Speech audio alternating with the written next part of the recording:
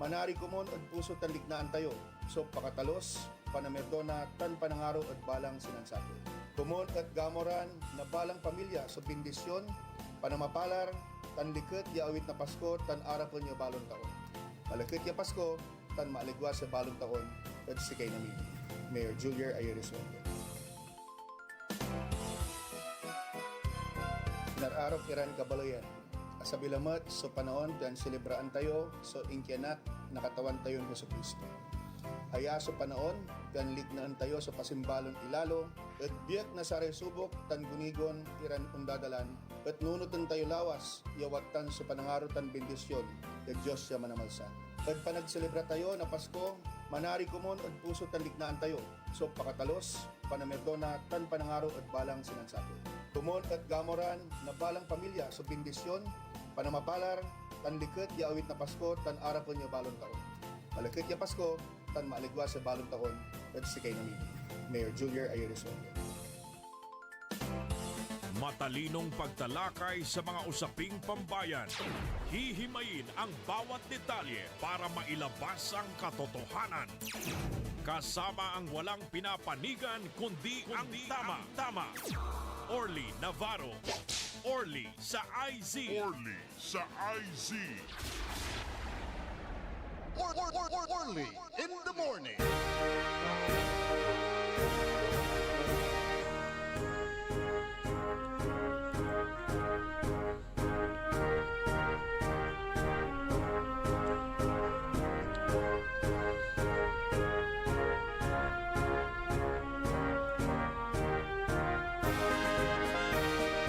Good morning!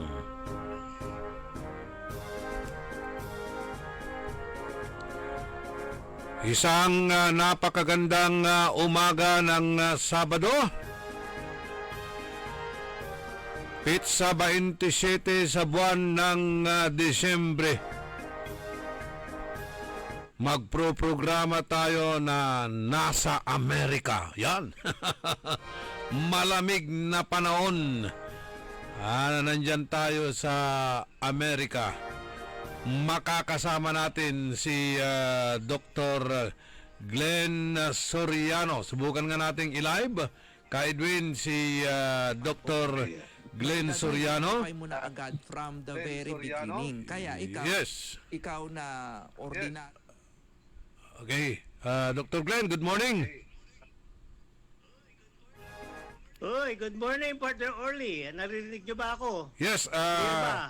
naririnig namin kayo dito pero hindi pa namin kayo nakikita sa video. So, how is the weather up there? Wala na. Ay, good morning at din sa lahat ng mga nakikinig dito sa DWIC from around the world. Ito na nga, nandito ako sa center of the yung lamig dito sa New York. Nasa New York City ako. Ang balita ko rito, magkakaroon kami rito ng 8 inches ng snow. Ooh. So, snowstorm. So, nandito naman ako sa loob ng kuhaning isang bahay. Inaabangan ko, hindi pa naman siya bumabagsak. Pero ito nga, mag-iingat ang mga nakikinig dito. Lalo kung nandito ka sa New York City, ay kailangan, kung wala kang lakad, sa bahay ka lang. Kung Yes, may lakad yes. ka, kailangan kompleto ang snow gear. Oh, nakikita ko nga si Brad Shane Mercado. Ano siya? Kapal ng jacket. Good morning, Brad Shane. Yes, how are you? Okay lang, President. Oh, happy 100 years anniversary. Yeah, oo. Tapos, ito, last December 16 yan. Yes, Apo anniversary. yes. Kumustahin mo yung mga I Brad? was the 2 years ago, former president ako ng Apo New York. Oh, ganun ba? 2 years Oh, ago. congratulations. Oo. 2 years term. Yes. I understand si Brad Felix Shapno ang presidente ng mga Apo Seniors dito sa Lalawigan. Siya yata. Siya. Okay. Si Yes, Doc. Ano pong epekto ng malamig na klima sa high blood pressure o sa blood pressure? Eto nga, magandang tanong natin sa panahon ng ganito. Alam niyo naman ang effect ng cold weather sa mga blood pressure, direct at saka indirect. Okay? Mhm. So alam niyo pagka ang body sensors natin nakaka-detect ng lamig, meron tinatawag natin na yung nervous na sympathetic response na kikilos ang katawan para i-prepare ang katawan for yung cold. Okay? Kasama diyan ang yung bibilis ang tibok ng puso. Oo. Kasama diyan ang pag-constrict ng mga ugat-ugat para mag-generate ng init. Ganon. So, in doing so, yung mga ganong reaction ng body natin, sisikip ang mga ugat, magkakaroon tayo ng medyo konting elevation ng blood pressure. Para bang natural response yan eh. Ganon. So, even before yung sinasabi natin, yung sympathetic response ng nervous system natin, meron pa rin tayong psychosomatic element eh. Iisipin mo lang na babaon ka sa malalim na snow, mag-high blood ka na. Darating yung mga adrenaline mo, ang effect ng hormone na adrenaline is katulad din yung sinabi ko kanina, tataas ang blood sugar mo, tataas ang blood pressure mo. So yung may mga diabetes dyan, yung may mga talagang known hypertensive, kailangan ingat-ingat sa mga changes in weather at changes in environmental condition na mag-aggravate ng inyong yung existing hypertensive condition. Hindi kaya ito magiging parang kumbaga sa isda kung malamig, di ba? Frozen ka. Yung dugo mo ba parang ganun din na hindi masyadong dadaloy? Yan, tama yan. Well, kaya nga yan, adaptive mechanism ng human body is pasikipan yung mga ugat at saka pabilisin ng tibok ng puso, yan ang mag-generate ng heat ng body. Okay, so alam niyo naman yung mga kilos ng katawan natin, yung to adapt to yung mga threat ng katawan natin, yung mismong adaptation yan can be dangerous eh. Kasi ang sinasabi ko, in times of yung stress, yan yung generate ang stress, magre-respond ang body natin. Ngayon, kung mahina naman ang body natin, sabihin natin, masikip yung ugat mo sa puso, o medyo masikip yung mga ugat mo sa utak mo, ganon. O ang resulta niyan, heart attack, stroke, at saka pwede ka rin mabulog dyan. Ito, simple yung mga weather conditions ito. Pwedeng aggravate ang mga chronic illness situations hanggang sa maging fatal niyan. So kailangan ingat-ingat tayo.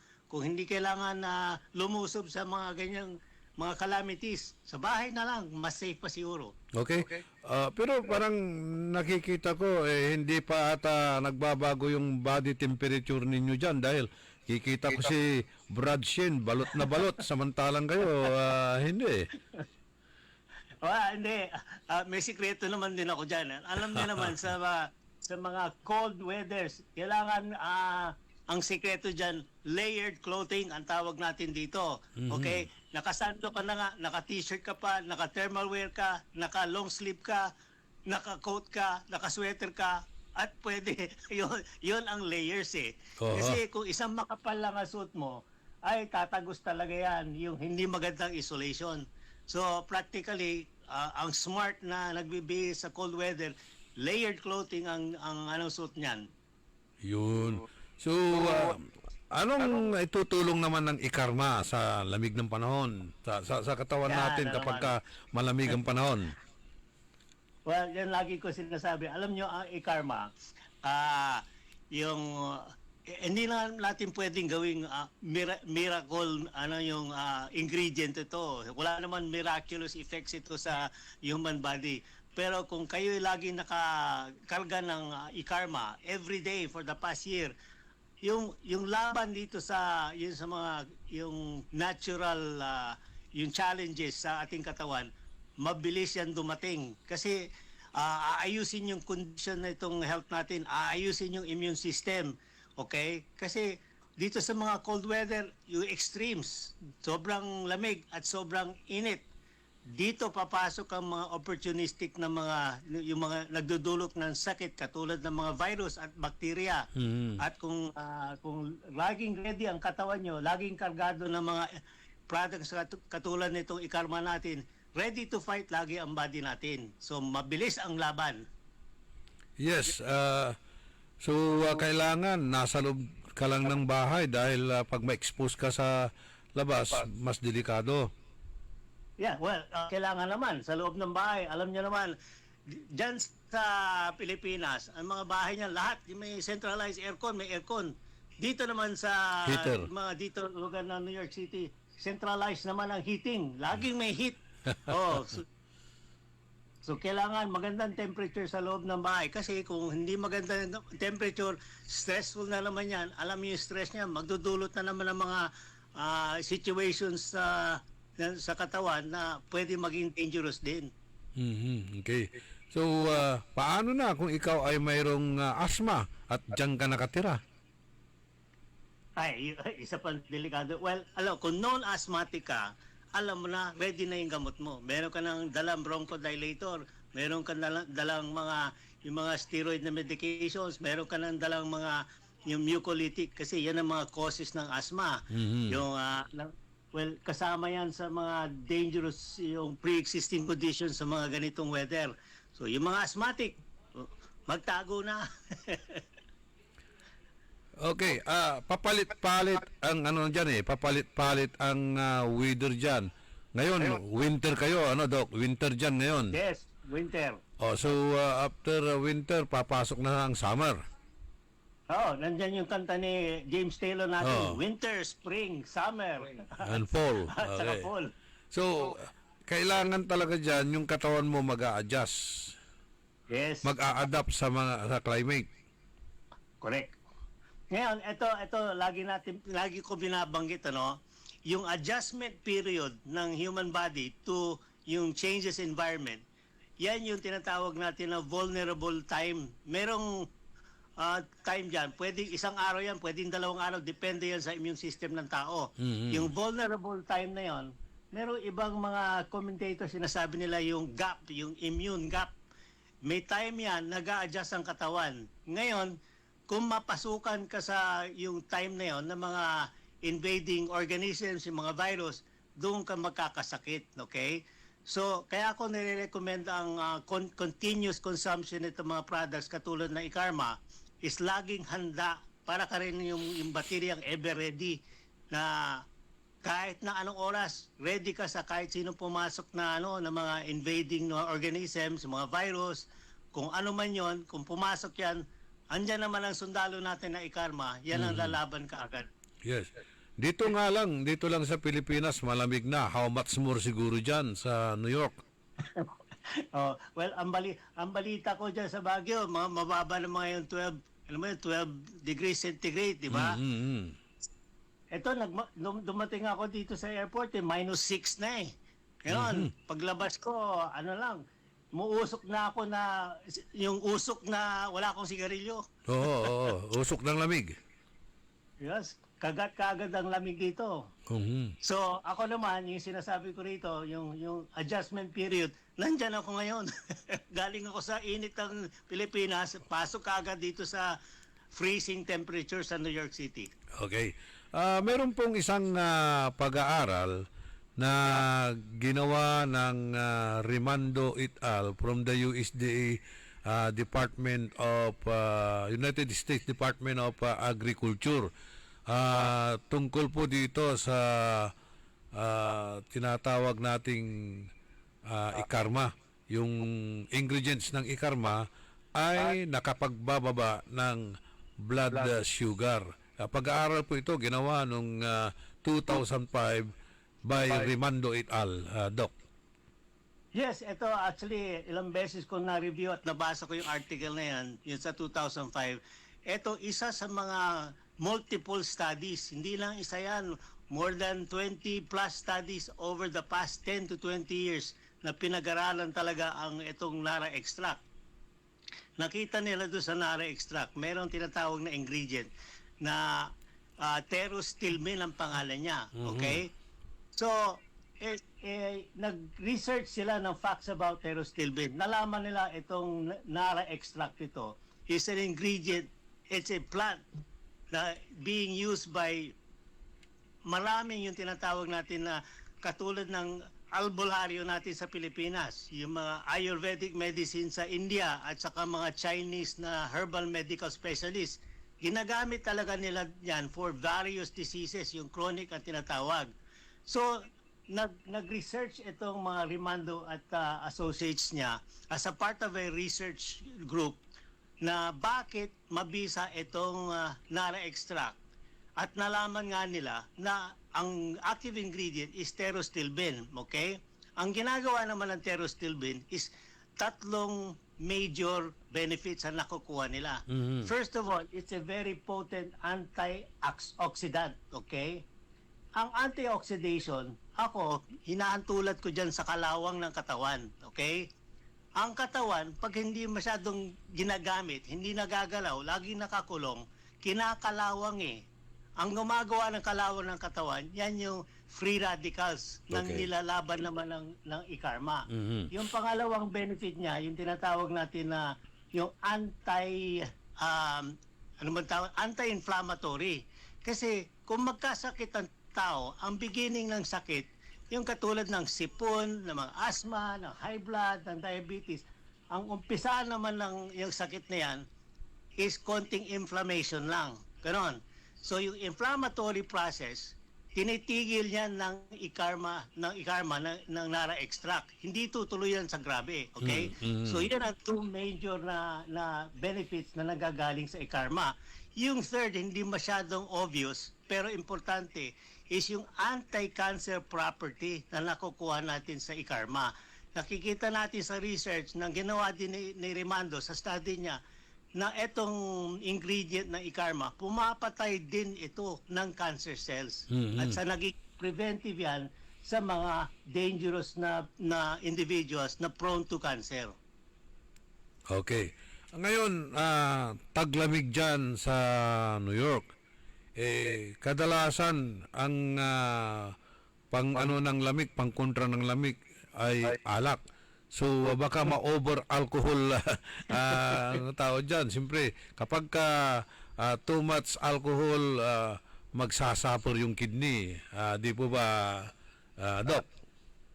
Yes, alam nyo, ako advocate ako ng mga lahat in moderation. So hindi naman ako kumukontra sa alcohol during ito mga yung bad times, yung weather, yung disturbances eh.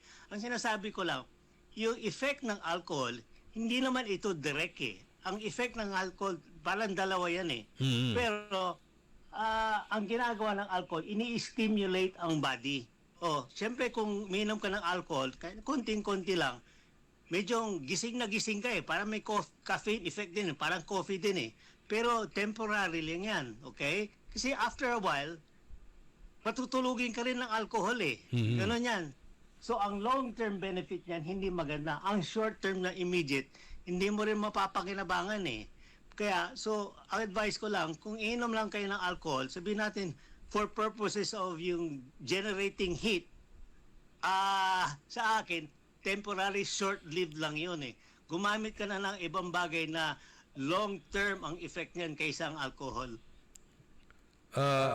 Yung alcohol ba parang na ano natin na makakasira sa kidney, yung anong tawag natin na ingredients nun? Methanol, parang ganun? Actually, ang alcohol, ang target damage niyan, hindi naman Liver. talaga sa kidney. Okay, It's liver. the liver eh. Oo. Okay? So, ang long-term na users ng alcohol, ang tinatamaan ng liver, ang nakikita natin sakit niya, yung tumitigas ba na liver, yan yung liver cirrhosis eh. So, unmanaged liver cirrhosis, dumarating dyan ang liver cancer. Yun. So yun ang epekto ng alcohol. Ngayon, sa taglamig dyan, siyempre, sigurado ko, maraming nagiinom ng hard liquor dyan ngayon. Well, walang magawa siguro kung nakakulong sa bahay. Liquor na lang ang sagot eh. Pero patutulugin ka agad dahil wala rin magawa. Liquor actually generates some activity. Yung mga kasiyahan, gano'n. Dahil sa kasiyahan, yung tawanan, nagdudulot din siya ng mga magandang effects. Pero yan ang sinasabi ko kanina, lahat ng effects nito are all short-lived eh. Yung long-term, mas pangit kaysa yung nangyayaring short-term. Kaya meron ako nakikita, sinasabi lagi, yung immediate gratification. Yung immediate gratification, usually talaga short-lived yan eh. Walang long-term benefit eh. Yung long-term benefit actually nagiging masama pa rin sa tao. Okay. May listener po tayo, si Agustin Perez. Nandyan sa may Sacramento, California. Nakikinig siya ngayon sa atin. Sinasabi, may dalabang ikarma si Dr. Glenn. May dala akong konti. Pero yan ang supply ko rin on the road. Ikarma na rin ako. Pero available din dito sa US, mga limited supplies. Kasi may mga users ako nagdadala ng bulto-bulto eh. Pinupuno ang maleta kasi hindi available for sale dito sa US eh. Hinahanapan na lang namin ng mga distributor sa Amerika para tuloy-tuloy ang distribution dito. Pero nasa Sacramento siya. Sabihin natin, third week of January, makita-kita tayo dyan sa Sacramento. Dyan din kayo papunta after New York. Yeah, New York, Florida, Sacramento ay California, tapos Las Vegas. Ayan, yung mga nasa area na yan, kita-kita tayo.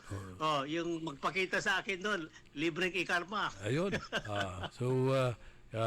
Nagdala siya ng isang malitang ikarma. Yung malita pa, hiniram kay Saldico. Ayun. Okay, so dito nga sa high blood pressure na pag-uusapan natin na Doc, may sintomas ba ito na mararamdaman mo kaagad o wala?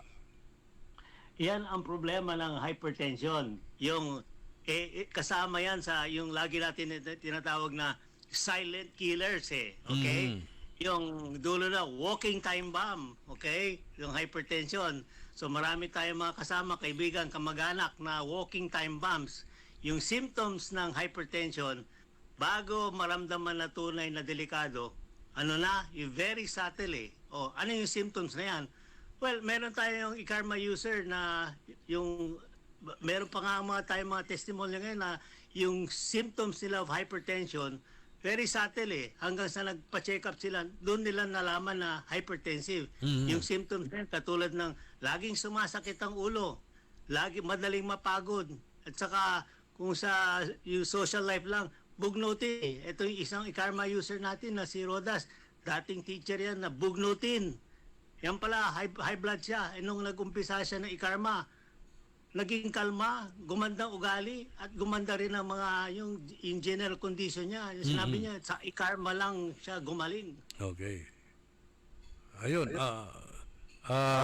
Si Jerry Lamsen, nakamonitor naman sa'yo sa ating programa. Ikarma user din yan. Hanggang ngayon, gumagamit pa rin siya ng ikarma. Okay. Yung introduction ni Jerry Lamsin actually, it was because of a very close a very close family member sa kanya for another condition. Hindi ko na mababanggit on there, pero yun na nangyari. Coincidentally, si Jerry Lamsin, nag-take din siya ng ikarma. Nung nagtitake siya ng ikarma, lumabas na meron pala siyang nakuhang benefit dun sa itong product nito. Si Jerry Lamsen previously, he was parang a known, yung hypertensive person. At marami siyang karamdaman na hindi niya masyadong naintindihan. Pero nung na-introduce natin sa kanya ikarma, na-try niya. Meron din siya mga trial period mga 1 month eh. Ang bumalik sa atin without me even asking, hindi ko talaga tinanong. Sabi niya sa akin, Doc, marami ako naramdaman ng benefits since na inumpisahan niya. Kasi si Jerry Lamsen, dating cyclist yan eh. Dati alam ko naglalakad yan, nagja-jogging. Nagkaroon siya ng period na nawala lahat ng dati niyang ginagawa. Hindi na siya naglalakad, hindi siya nagbabike, tapos madali siya mapagod. nung nasubukan niya i-karma after 2 weeks, bumalik ang sigla. Hanggang ngayon, sinasabi niya, yung condition niya ngayon is parang drastically improved na lahat ng dati niyang ginagawa, bumalik. Okay?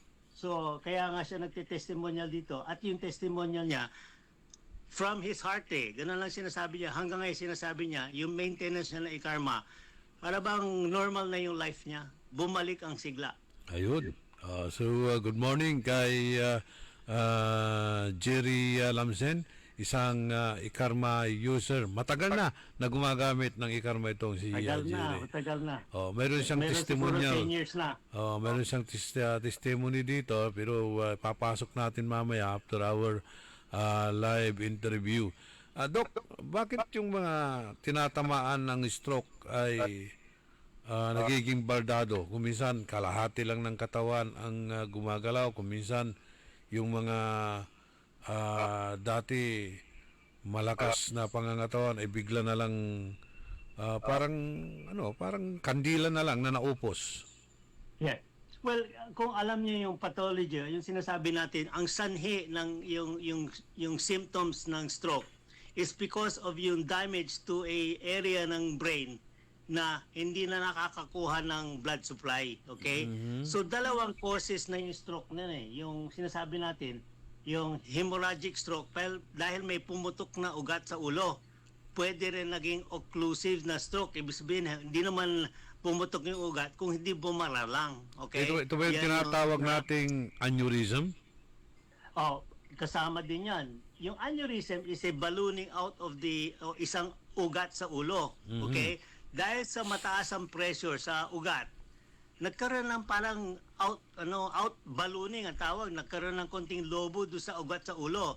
Okay? Yung lobo, yung aneurysm ang tawag natin, panipis ng panipis. Kung biglang tumaas ang blood pressure ng isang tao, tapos pati yung siyempre blood pressure sa ulo, biglang pumutok yung aneurysm sa ulo, yun ang stroke. So kung nagkaroon ng dugo sa yung area kung saan pumutok yung ugat, affected ang brain tissue. Kung yung brain tissue napapasukan ng dugo, namamatay yung brain cells, yung nerve cells, okay? So yung nerve cells, kung ano yung lugar na yan, kung ano yung kinokontrol niyang lugar ng katawan, yun ang affected. So ganyan yung baldado, okay? So yung area ng brain na nagko-control ng muscles sa katawan, yun ang involved. So nakikita natin doon sa isang brain na area ng brain na nagkaroon ng konting bleeding, affected ang buong one half side of the body. Ganun ang nangyayari. Yan ang symptom, signs ng stroke. Ayun. So, kawawa naman yung... Mabubuhay pa ba yung mga cells nun, Doc? Alam naman natin scientifically, ang isang cell na hindi nag-regenerate is the brain cells. So nervous tissue hindi na bubuhay. Kung patay na yung nerve cell, hindi na bubuhayin yan. Kailangan mag-develop uli ng panibagong mga cells at panibagong nerves para ma-re-innervate yung area na damaged. Ganun lang yon. Okay? So, paano natin bubuhayin yung areas na namatay? Well, meron ng mga bagong mga scientific na techniques katulad ng mga stem cell. Ang stem cell, ini-inject doon sa lugar na namatay para mag-develop ng bagong cells para magkaroon ng para bang mabuo uli yung circuit ng ng nerves para bumalik yung function ng nerve na yon. So yung mga naging baldado o kalahati ang katawan na hindi may gagalaw, may ibabalik pa rin yon through yung tawag natin dito, therapy. Rehabilitation. Rehabilitation. Okay, rehab. Okay. Pero ang advice ko kasi sa mga stroke, mga pasyente nag-i-stroke, para bang sinasabi nila, taning wala na, na-stroke na, wala namang pag-asa. Ako sinasabi ko lang sa yung mga initial stroke, may hope pa naman din yan Pero ang importante malaman ng mga stroke victims, the earlier you start the therapy, the better. Okay? Kasi ang stroke, para namatay yung nerve, para wala na control yung muscle. Okay? So para maibalik sooner yung function, kailangan maaga ang initial therapy. Parang first aid din. So kailangan may rehabilitation. Laging ginagalaw yung parte na nawala ng action. Okay? Kasi tuloy-tuloy yung anong tawag natin, passive therapy. Kasi active yung galing sa sarili niya. Kung sasabihin mo galawin mo yung kamay mo, wala na nga, patay na nga eh. Pero passively, kailangan ng mga physical therapy na tutulong dun sa activity para bumalik yung action eh. Kasi kung pababayaan mo, ito yung mga stroke victims, parang hopeless, wala nang ginawa eh. Wala namang steps to rehabilitate eh. Pinabayaan lang, parang resign na sila, patay na yan, wala nang pag-asa yan, hindi ko nagagamutin yan.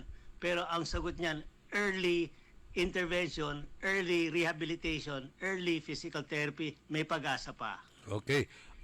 Dahil nga sa walang sintomas na mararamdaman mo dito sa high blood pressure, ano po ang magandang gawin natin para ma-monitor natin itong ating dugo?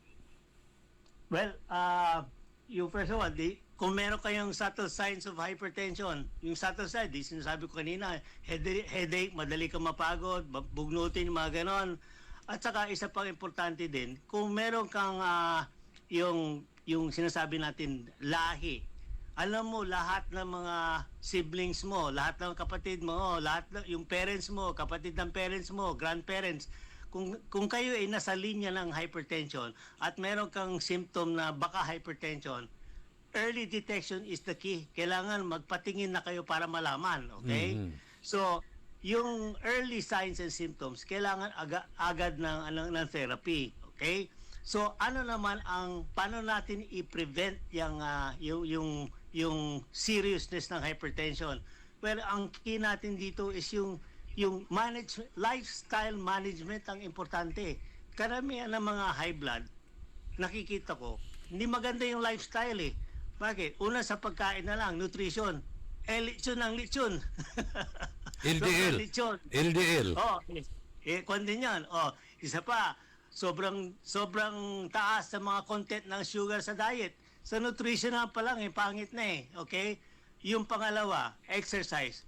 Anong ginagawa naman lagi may cellphone at lagi may magagandang TV? Nandun lang sa kwarto, hindi gumagalaw ang katawan. So buong araw, 8 hours a day, nasa harap ng TV, hindi naglalakad. No exercise. So nutrition, exercise. Merong pangatlong magandang factor, yung stress factor na yan eh. Ang mga tao may high blood, yung mga chronic disease at saka mga delikado, mga walking time bomb, puro stress ang life. Kaya bawasan ng stress sa buhay, pwede mong bawasan ng pahahabain mo yung mitya ng walking time bomb mo kung iiwasan mo yung stress eh. Stress management ang importante. Okay. Maraming nakikinig sa atin dyan sa Amerika. Si Nida Mundaris Obispo, nandyan sa San Diego, California. Si Emmanuel Corrales, nandyan sa Daly City, California, USA. So, naging international na itong program natin, Doc. Very good. Sige, i-reward natin yung mga international listeners na yan. Yung abangan nyo kung kailan ako darating na San Diego. Darating ako dyan. Darating sa Daly City. Nandun ako sa tabi nyo. Sacramento, Sonora. Yung mga nagsusugal sa Las Vegas, makita rin tayo doon. Yung mga nandito sa New York City, Yes. Next week, nandyan na rin ako. Yung nasa Florida, makita rin tayo dyan. May libreng ikarma. Yan. Happy Fiesta dito sa siyudad ng Dagupan. And kasama ba si Ma'am Gigi dyan? Hindi. Siya nang nagbabantay. Hirap din siya mag-travel. Konting karamdaman din. So, dyan muna siya. Yan. So, next year na lang. Isama na natin dito ulit. Okay. Sigurado nakamonitor sa atin yun. So, Happy Fiesta. Dagupan City, at bago natin ipasok yung mga testimonial, yung parting message mo, Doc, at regards na lang sa aking brad na si Shane. Yan naman siya. Narinig na niyo ang bati mo. Okay, bro. Siya na mag-aasikaso sa akin para hindi na rin tumaas ang BP ko rito sa New York City. Yan, okay. May we always be. Okay. Thank you very much. Okay. Sige, papaalam na tayo. Yes, okay. So, commercial muna tayo, Ka Edwin, bago natin ipasok si Mang Jerry Lamsen. Okay. Orly in the morning. Nagbabalita, naglilingkod sa lahat ng Pilipino. Aliw Broadcasting Corporation. Noon Hindi, magkano siya, hanggang testimonial. pitong Kaya ganun lang. It is now 7:49. That time check was brought to you by ACS Manufacturing Corporation, ISO certified, world-class quality. That time check was brought to you by Bingo Plus. Download Bingo Plus app now on Google Play and Apple App Store. Visit bingoplus.com to learn more. With Bingo Plus, bingo sa saya, plus sa panalo. Gaming is for 21 years old and above only. Game responsibly, keep it fun. Sa panahon ngayon, ikaw ba'y sigurado? Ikaw ba'y protektado? Ang pamilya ay i-shield mo. Laban sa bakterya, i-shield mo. Laban ng antivirus, i-shield mo. Shield Bath Soap. Inatay sa 99.9% sa bacteria and virus tested. Bilib Iray Eksperto at Philippine Nurses Association. Sa sakit protektado, i-shield mo. Pamilya protektado, i-shield mo. Shield Bath Soap. Manufactured by ACS Manufacturing Corporation. ISO certified, world-class quality. ACS. Jingle bells, jingle all the way.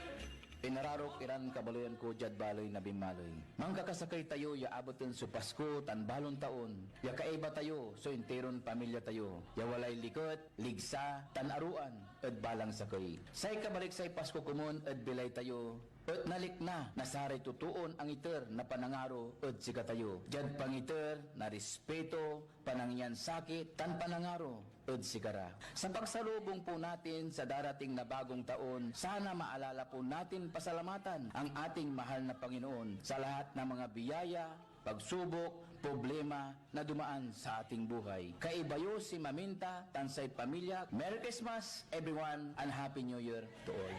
Jingle bells, jingle all the way. Magandang araw po sa lahat ng masugid na tagapakinig ng DWIZ. Ngayong panahon ng Kapaskuhan, kami po sa pamahalaang lungsod ng Alaminos ay taus-pusong nagpapasalamat sa patuloy ninyong suporta, tiwala at pagkakaisa. Sa kabila ng mga hamon, nananatili tayong matatag dahil sa ating pananampalataya, pagkakaisa at malasakit sa isa't isa. Naway maging panahon ito ng pag-asa, kapayapaan at pagbibigayan sa bawat pamilya. Sa pagpasok ng bagong taon, asahan ninyo na patuloy kaming maglilingkod ng tapat at buong puso para sa mas maunlad, ligtas at masaganang Alaminos. Maligayang Pasko po at manigong bagong taon sa ating lahat.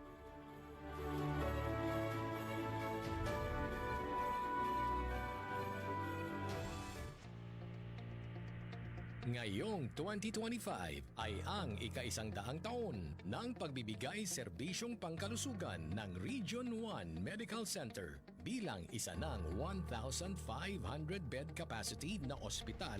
Mas marami pa ang mapapagaling at buhay na madudugtungan ng ospital di lamang sa Pangasinan kundi sa buong Northern Luzon sa tulong ng 12 accredited residency training programs at 13 active specialty centers nito: Cancer Center, Dermatology Center, Eye Center, Heart Center, Toxicology Center, Burn Care Unit, Center for Mental Health, Acute Stroke Unit, Geriatric Center, Infectious Disease Center, Kidney Transplant Unit, Lung Center at Trauma Center. Patuloy na mangunguna ang R1MC sa pagpapaigting at pagpapaibayo ng dekalidad na healthcare delivery hanggang sa susunod na siglo.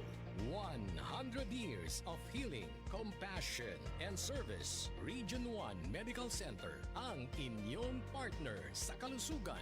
Region 1, number 1. Asahan po ninyo ang dekalidad na serbisyo sa Region 1 Medical Center at ng Department of Health. Ito po ang inyong lingkod, Dr. Joseph Roland Omihia, ang inyong Centennial Medical Center Chief ng R1MC. Sa bagong Pilipinas, bawat buhay mahalaga.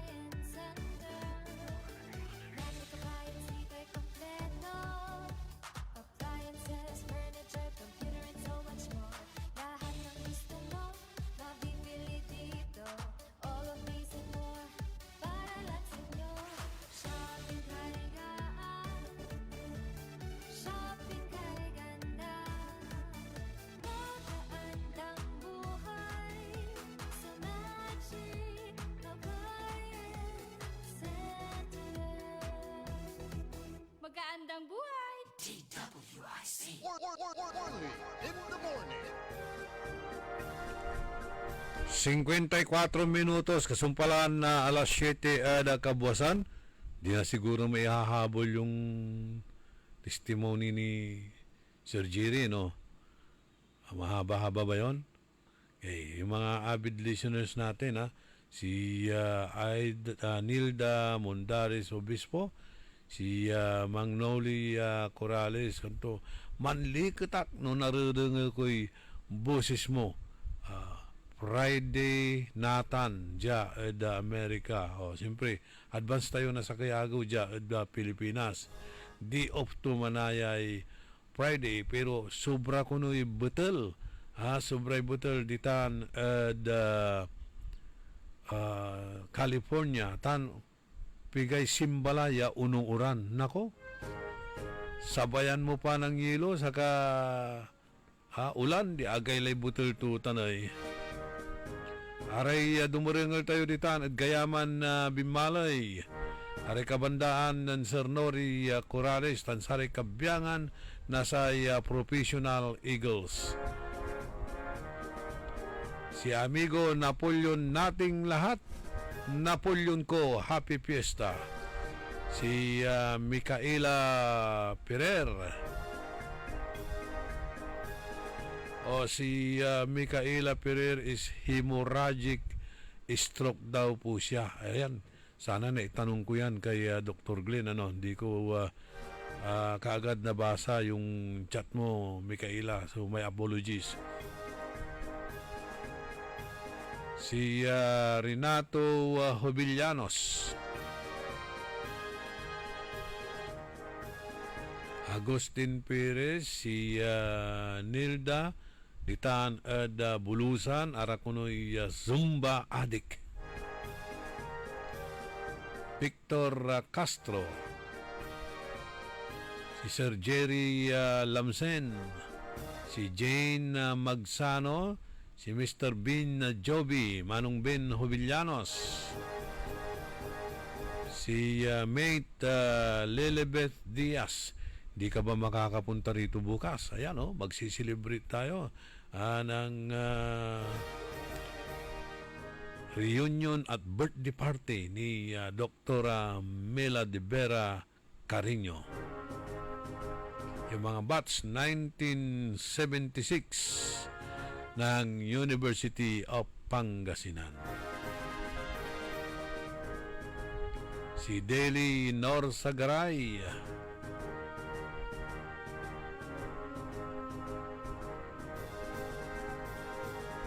sabi niya, happy birthday kay former Mayor Brian Lim. Greetings mula kay Deli Norzagaray.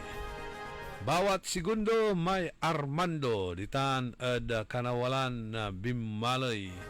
Si Sophia Machas ditan met United Kingdom. Namiss mi ka na buwas. Sophia.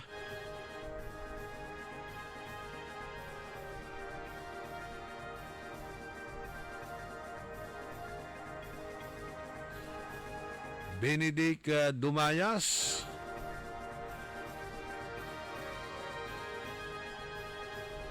Hindi na natin maipaparinig yung kay Sir Jerry.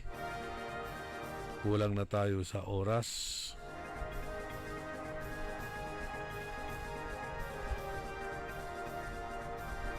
Oscar Dolormente.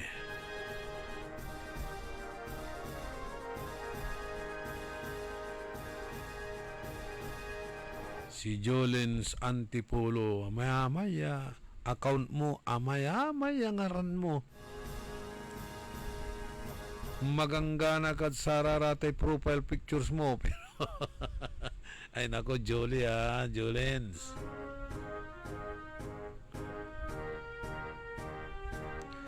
Kantabay ko ang technical side. Ka Edwin Inong. Good morning at sararamay apo tayo ditan at Canada.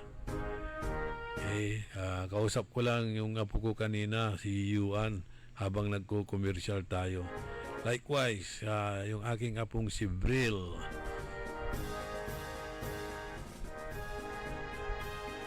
Very ano ito intelligent na mga bata. Mana sa kanilang lola.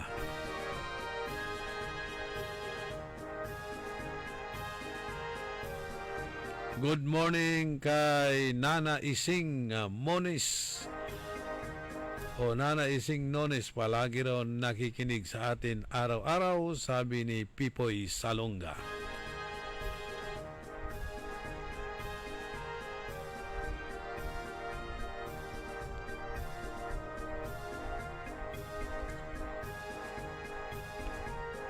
Si Sophia Matias, alas 12 na labi di man at United Kingdom aka monitor ni saya na programa tayo kanyan na good night ditan at United Kingdom, sabi ni Sophia Mamaril Matias.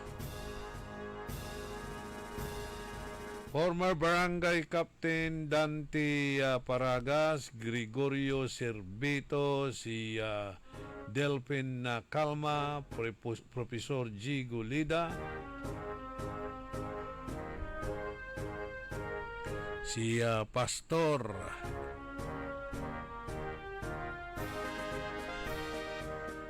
Binjitan, Pastor Jerry Balisteros. Mahabig kapusan at balang sinansakay pinablin na dumaringal. Salamat at saray prayer show. Diyos tiag ngina apo. Tandaan sa amigo yo, your one and only in the morning. Nagbabalita ng tama, naglilingkod ng tama at nag-iikarma. Nanlapo ang #1 smart dishwasher.